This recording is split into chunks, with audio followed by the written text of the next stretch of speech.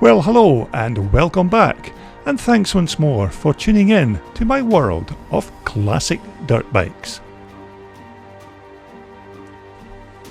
Now, in this featured video, I thought I'd take a couple of minutes to let you have a look at a very interesting machine I came across at a Scottish Twinshock scramble event in the west of Scotland just a few years ago. Now, the owner's name of this bike is Donny Bruce, and Donny has many bikes in his classic dirt bike collection, and this machine just intrigued me when I first saw it all those years ago. Now, basically, I don't know a lot about the bike other than it was built by Maico only here in the UK. Now, as far as I know, it's based on a 1981 Maico 490 chassis that has had some frame surgery to let it accommodate this very formidable Kawasaki 500 motor.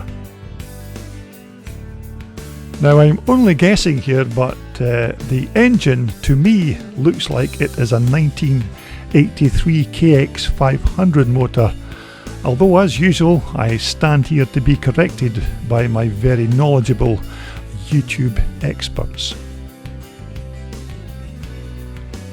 Now, as I recall, these 500 air-cooled two-stroke Kawasaki engines were very poorly reviewed when they were first launched in the 1980s. In fact, Dirt Bike magazine commented at the time that this bike was almost unrideable, and this was in their June issue of 1983. Now, Kawasaki of course then lowered the compression ratio to make the bike more manageable and hopefully more reliable, but this would eventually lead to Kawasaki dropping the engine and building a brand new ground up unit for their 1985 model.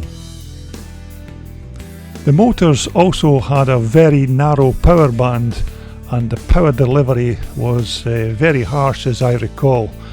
Now, many critics savaged this engine at the time, saying that the motor was just an absolute pig of an engine, and it was so poorly designed that it would blow itself to pieces just after a few laps. Now, once the motor got hot, it would rattle like it had a box of marbles loose inside it, and riders used to say that this engine was just a grenade with the pin pulled, waiting for somewhere to go off. Nevertheless, despite the pitfalls of the Kawasaki motor, this is still quite a nice looking combination of the Maico 81 chassis with this KX 500 motor slotted in. Now, the front suspension of course is just your standard Maico 1981 front forks and hubs, just a standard front end with these lovely ACR talon wheels. Now, the swing arm, I'm unsure which particular bike this swing arm has come off. It's maybe even been custom made for this bike, although I am not 100% sure. Now, the mudguards, the seat, side panels and fuel tank are of course all standard off-the-shelf Maico parts.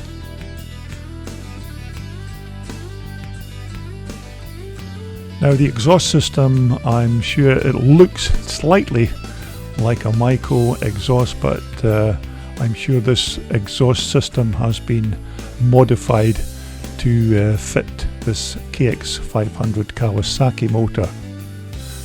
Now, the rear suspension of course seems to have been fitted with a very high quality pair of Öhlins piggyback shocks, which is one of the more higher quality items fitted to this machine. Now, with regards to the bike performing on the track, I did speak to Donny the first time he had this bike on the track, and he did say at the time that it was a bit fiery, although he did complain a bit about the brakes. The Maico brakes were not up to the specifications for his riding style, but nevertheless it's a fantastic looking machine with this big Kawasaki motor and that lovely 1981 Maico frame. This video was brought to you in association with VMX Magazine, the world's #1 publication for all your classic and vintage dirt bike motorcycles.